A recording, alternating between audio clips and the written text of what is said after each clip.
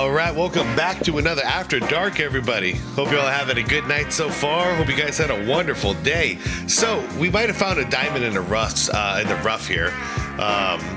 This is submitted by the member section, and this video is titled, "The NBA would pay this defender $300 million today." I was asked to react to this video, and just as I'm pulling it up, I noticed, so this was released 2 weeks ago, right? And it's got 26,000 views, but get this, 451 subscribers.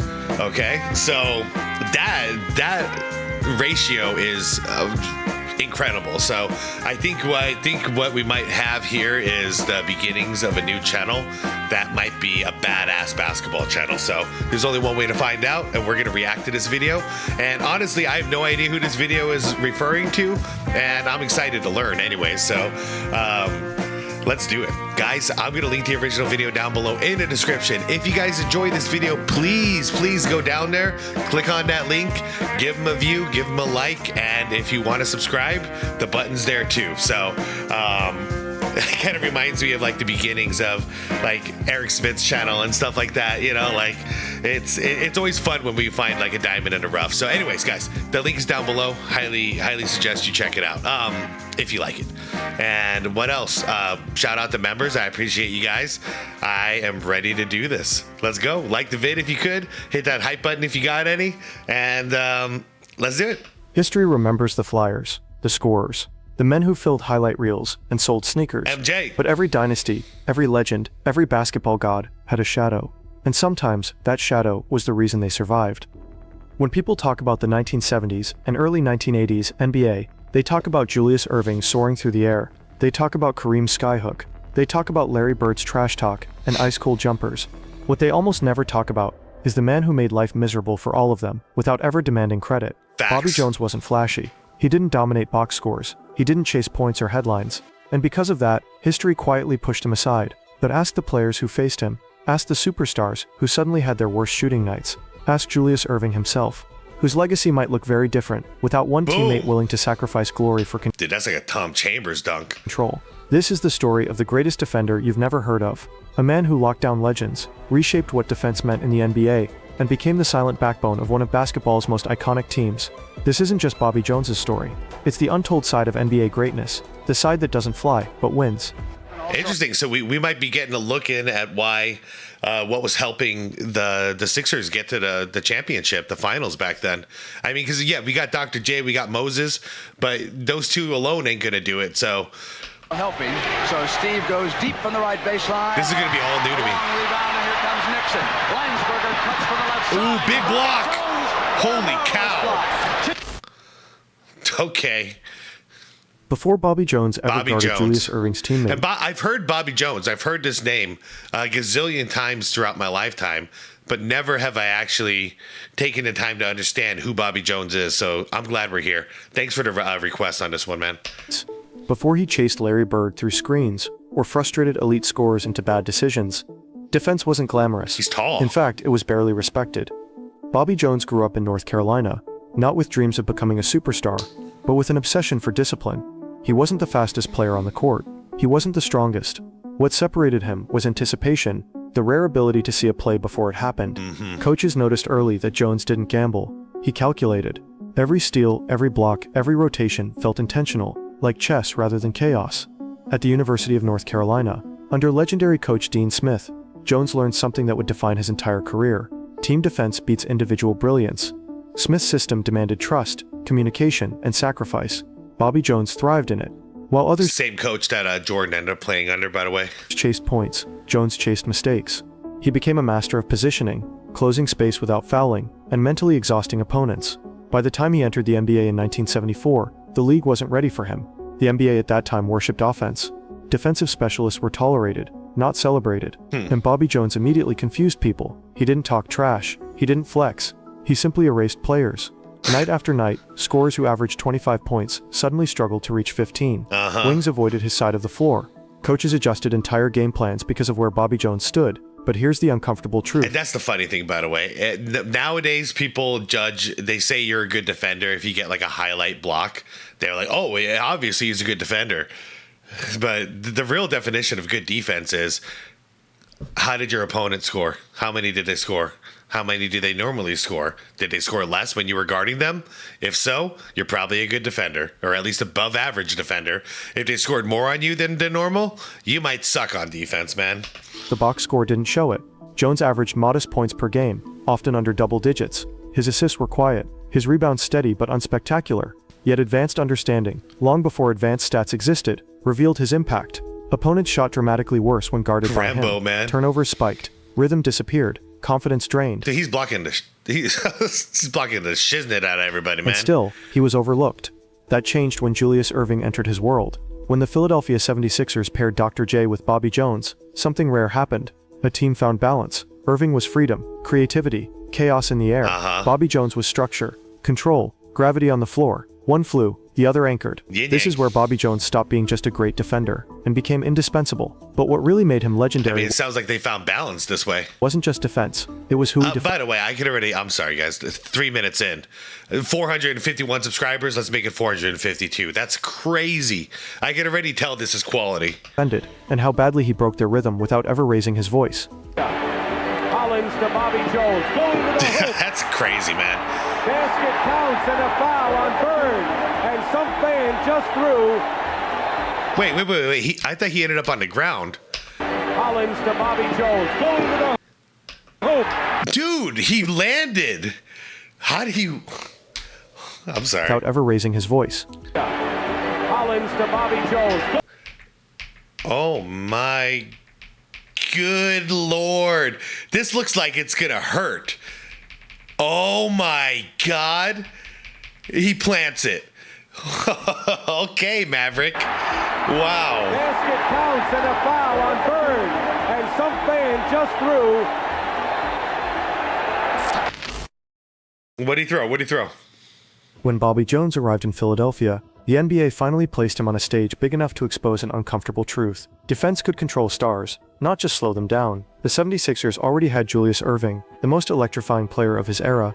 Dr. J didn't just score, he lifted arenas. Yeah. But even legends need protection. Not physical protection, strategic protection. Yeah, he wasn't just a scorer. He demanded energy, and the crowd gave him the energy, then the rest of the team. There's something that happens with spectacular players like this. Someone who could absorb the hardest assignments so the superstar could soar. Yep. That someone was Bobby So this is his Scottie Pippen, is what I'm hearing. Jones. Night after night, Jones was handed the toughest job in basketball: guard the opponent's best scorer, regardless of position. Small forward, shooting guard, power forward, didn't matter.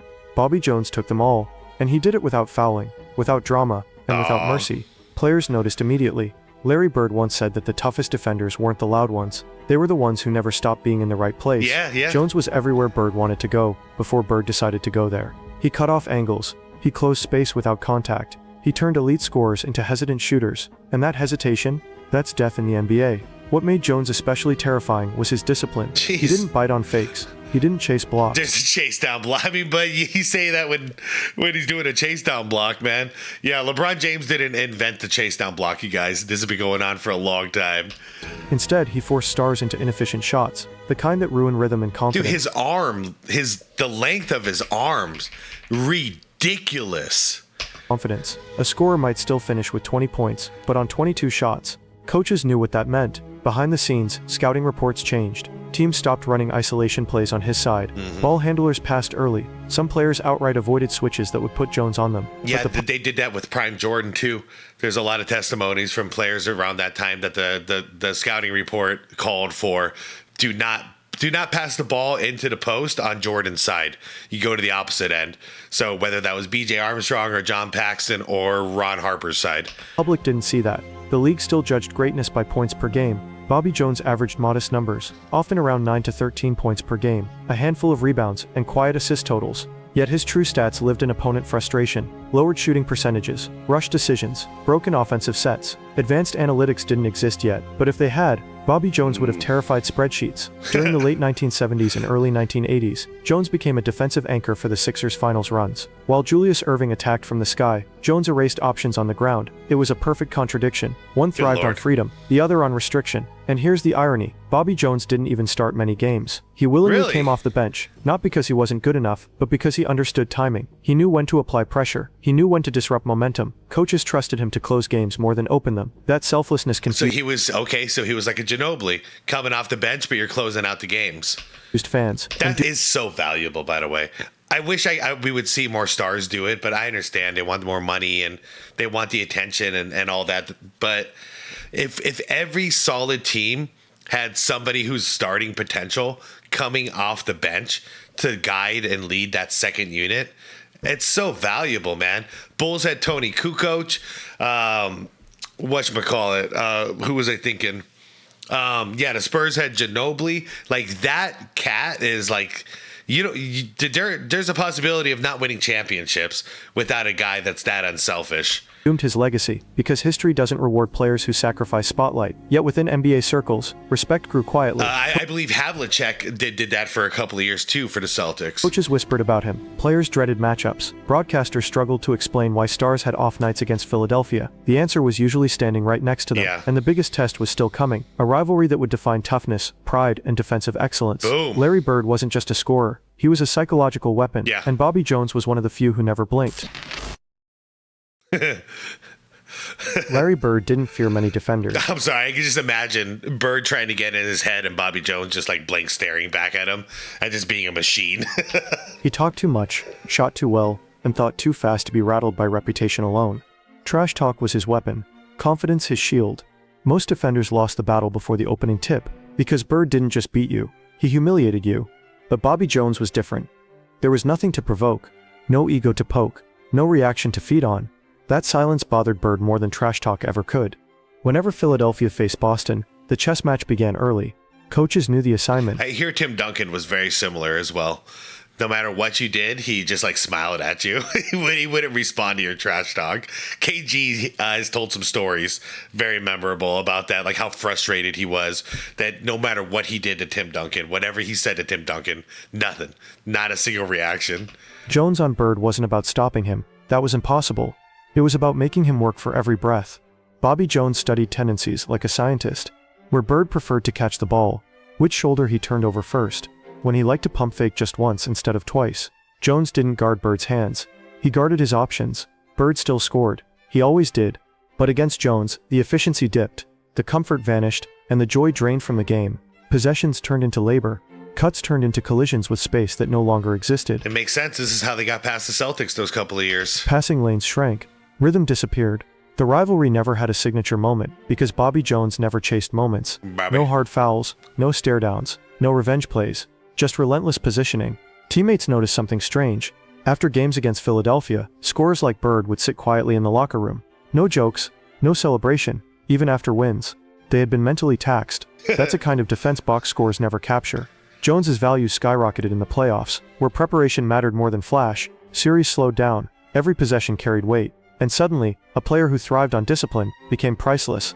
While stars pressed, Jones stayed level. While games tightened, he loosened nothing. Yet controversy followed him quietly. Despite being named to multiple all-defensive first teams and winning Defensive Player of the Year, many around the league believed he deserved more. More the DPOY. Recognition, more minutes, even a bigger offensive role. Some argued that if he had chased stats instead of sacrifices, he would have been remembered alongside the greatest two-way players ever. But that wasn't Bobby Jones. Yeah. He rejected ego the same way he rejected shot attempts. Yeah, no, I respect the hell out of players like this, that they're not stat padding, they're not stat seeking, they're just there to do whatever it takes to win.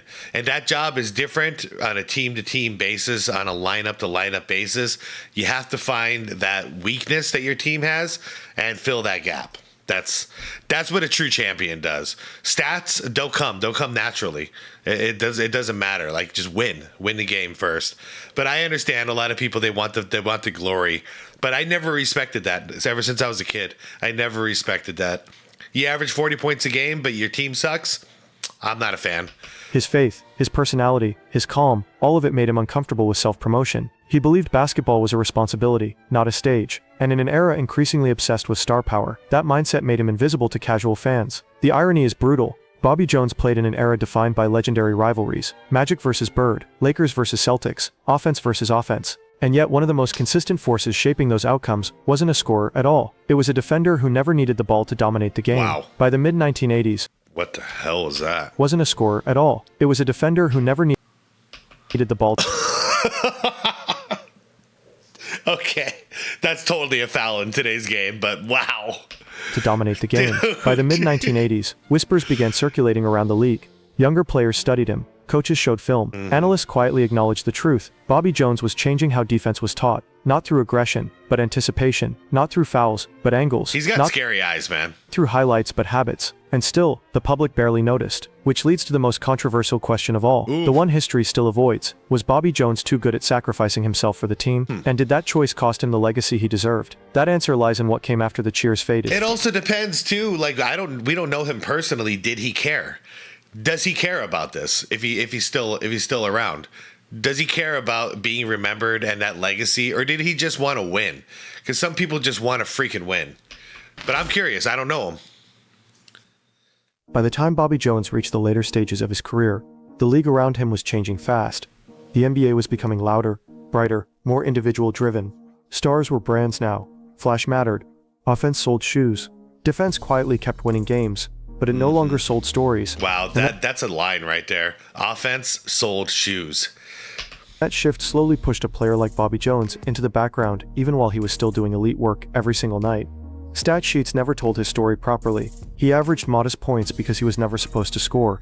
His career points per game hovered in numbers that casual fans brushed aside without context. But coaches understood something the public didn't. When Bobby Jones was on the floor, the other team's best player was never comfortable. Their timing was off. Their confidence wavered. Their decisions slowed down just enough to change outcomes. During his prime years, Jones consistently ranked among the league leaders in steals and defensive impact, even without chasing the ball. He finished his career with more than 1,500 steals at a time when defensive tracking barely existed. He made 11 all-defensive teams, 8 of them first-team selections, which puts him in rare air historically. He won Defensive Player of the Year while playing limited minutes compared to other stars. I know. I was thinking about that when he said it the first time too, especially if he's coming off the bench, yet he's still getting a DPOY. That says a lot. Alone should have rewritten how value is measured, but the most telling statistic never showed up in box scores. Lineups with Bobby Jones simply won more. Coaches trusted him to close games not because he would score but because he would prevent disasters. Missed rotations disappeared, fouls dropped, communication sharpened. Younger players looked calmer when he was beside them. He became the invisible glue holding high-pressure moments together, and yet debates followed him quietly. Some analysts argued that Jones sacrificed too much of his own legacy by accepting reduced offensive roles and coming off the bench. Others believed he could have averaged 20 points if given freedom. There were even whispers that his humility hurt his career earnings and post-retirement recognition. In a league that rewards self-promotion, is he in the Hall of Fame? Jones almost refused to be remembered. News coverage during his retirement reflected that contradiction. Articles praised his character more than his impact. Headlines called him a gentleman, a role model, a perfect teammate. All true, but very few called him what he actually was. One of the most dominant defensive players in NBA history. By the way, I just looked it up, you guys. Bobby Jones was inducted into the Hall of Fame in the class of 2019. And I can see him right there. Yep. So he was alive for that moment, which is great. So he got to live to see his recognition. Good. Years later, modern analytics would finally catch up to what film already showed. Defensive win shares on off-ratings matchup data all pointed to the same truth. Bobby Jones affected elite scorers the way few defenders ever have. His ability to guard multiple positions without fouling, without gambling, and without losing discipline became the blueprint for modern switch-heavy defenses. Players like Kawhi Leonard, Draymond Green, and even Scottie Pippen followed paths Bobby Jones quietly carved decades earlier. The difference was visibility. Those players had cameras, narratives, marketing machines. Jones had silence. Even his rivalry with stars like Larry Bird never turned into soundbites because Jones refused to engage. No quotes, no controversy, no headline-friendly tension. And in doing so, he unintentionally erased himself from popular memory. But inside NBA circles, his reputation never faded. Coaches still reference him in film rooms. Veterans still mention him when talking about professionalism. I mean, I guess I understand too, though, because like if you fast forward about 20 years from now, maybe 30 years from now, not enough people are going to be talking about Tony Kukoc and Manu Ginobili. They're not. And they deserve the recognition. They really do deserve a lot of recognition. But Bobby Jones, he came from, the 70s and 80s, it looks like. So it's already been 40 years. And yeah, I'll admit, even me, I didn't know who Bobby Jones was. I know there was a Bobby Jones in the NBA that was worth mentioning, but I didn't really know his story. I knew Dr. J, I knew Moses on that team, but I didn't know Bobby. And defensive specialists still study his footwork angles and patience as if they were sacred texts. The league moved on, but his fingerprints never left the game, which brings us to the final uncomfortable truth. Bobby Jones didn't fail to become famous. He chose something harder. He chose to matter. And that choice reshaped basketball in ways most fans never realized. He chose to matter. Yeah. It's a team sport, man. I dig it. The payoff of that choice, the quiet cost, and the legacy it left behind, can only be understood at the very end of his story. That is where everything finally comes into focus. What would he be worth If Bobby today? Jones entered today's NBA, the conversation around him would sound completely different. In a league obsessed with versatility, switchability, and defensive impact, he would not be an afterthought. He would be a headline. Teams would fight to build entire systems around him. Analysts would argue over his value nightly.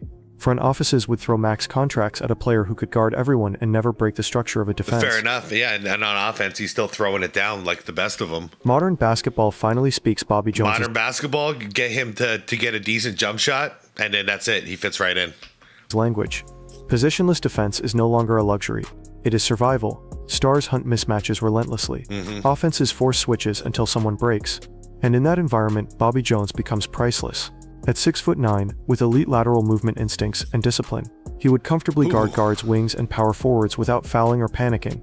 He would erase mismatches instead of creating them. The very thing teams fear most would disappear when he checked into the game. Advanced analytics would adore him. Defensive rating on off-splits, lineup net ratings, matchup data would all reveal what coaches knew decades ago.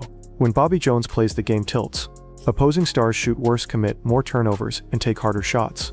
His value would show up everywhere except traditional box scores, which no longer define greatness anyway. And the offensive limitations that once held him back would no longer be viewed as weaknesses. In today's NBA, spacing, ball movement, and quick decisions matter more than isolation scoring for role players. Jones was already elite at that. He moved the ball instantly. He cut at the right moments. He never stalled possessions.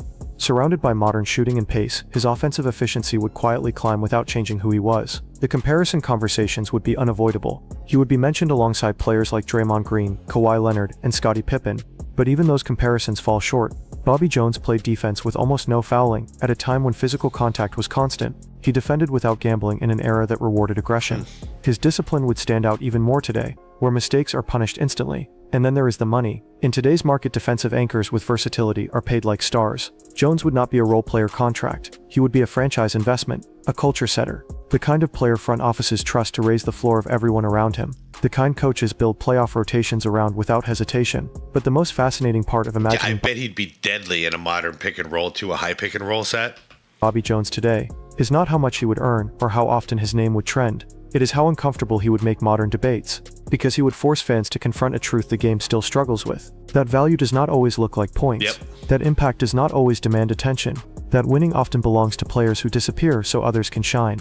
Bobby Jones would challenge a generation raised on highlights to appreciate restraint, to recognize anticipation over explosion. To be fair, he'd also get some exposure nowadays because there is block culture, you know what I mean? You get a monstrous block in a game and that's usually going to make the highlights. So he would get some notoriety, I do believe. You know, I could see him going viral on some like TikToks and stuff like that. To understand that greatness can exist without celebration. And maybe that is why his story still matters so much, because the game keeps evolving, but the question remains the same. Do we truly know how to value players who make everything else possible? Bobby Jones never asked that question out loud. He answered it every night on the floor. If basketball history were written only by highlight reels and scoring titles, Bobby Jones would barely exist. No signature crossover.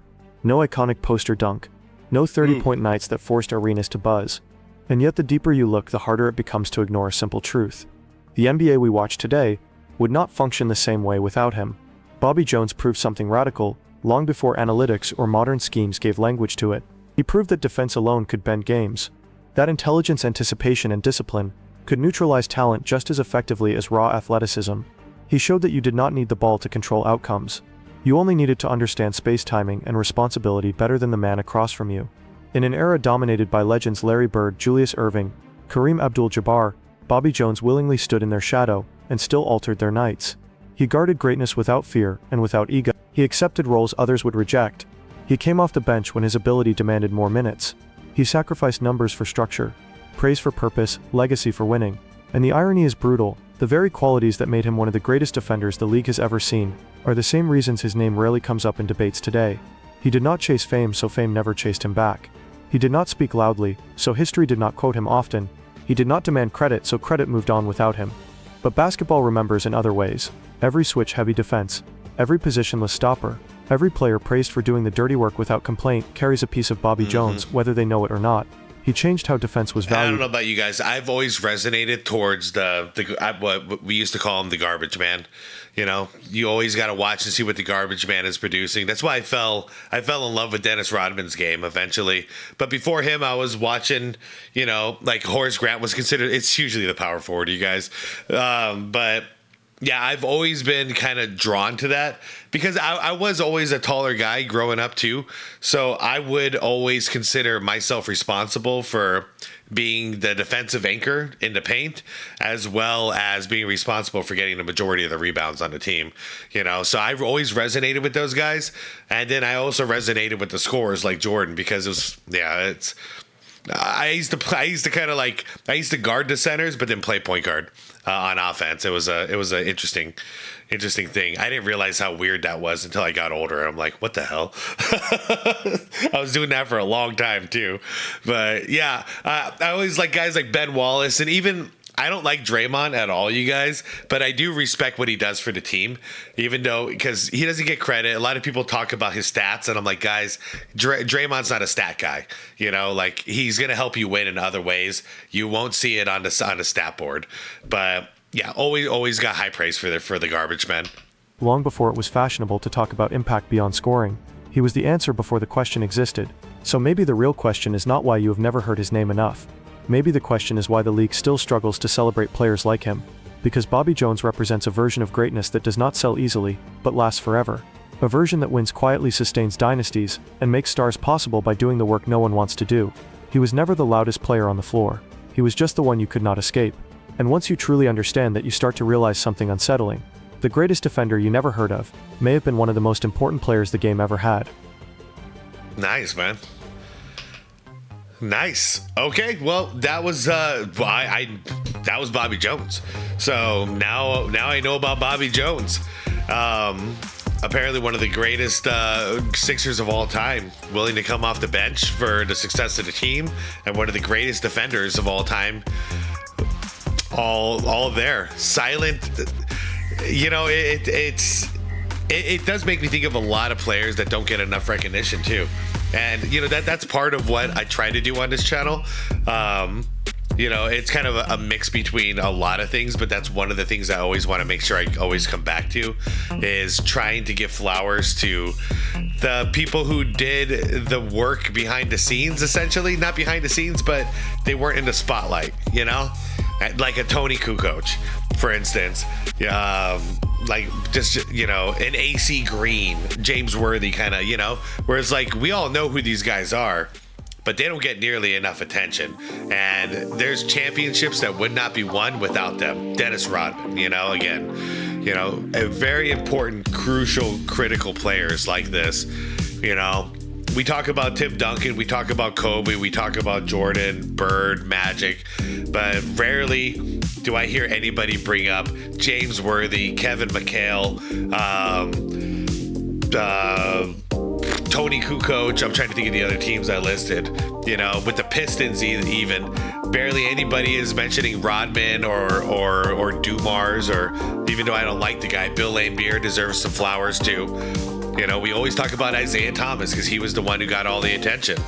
And unfortunately, we kind of saw that with the Miami Big Three as well. LeBron ended up taking all the attention, while you guys think he's winning a single championship without D-Wade and without Chris Bosh and Ray Allen and all these other great players. I don't think so. So, and to be fair, Kobe Bryant too. You know, there's a lot of good players to talk about there between him and D. Fish and Robert Horry, you know, and Shaquille O'Neal, obviously, but we do talk about him. And then in the second championship with a Ron Artest and a Matt Barnes and Pau Gasol, like, these guys deserve a lot of credit. And I know I just spent the last 5 minutes just listing a bunch of role players, and it's probably boring you, but I feel like it's very important to put that out there. So, right now for the Phoenix Suns, somebody who deserves some credit is Dylan Brooks. Even though I never liked the guy, right now I got to tip my hat to him. He's responsible for a lot of our winning right now, so he deserves it. He is the garbage man right now, and he has really embraced his role as a garbage man. So it's really fun to watch. Anyways, I out of here, you guys. Yeah, link is down below if you want to check out this channel. I haven't clicked through or anything. I don't know if this is the first video or the second video, or maybe there's been a bunch of videos, but the link is down below if you want to go check it out. I already subscribed, and I did my part. So, guys, that was Bobby Jones. Let's remember that name. Just like we did with Havlicek. Let's remember that name. All right. Peace out, everybody. Enjoy the rest of your night. Like the vid on the way out. Subscribe if you want more content like this. And most importantly, my dear friends, is to be water. Peace out.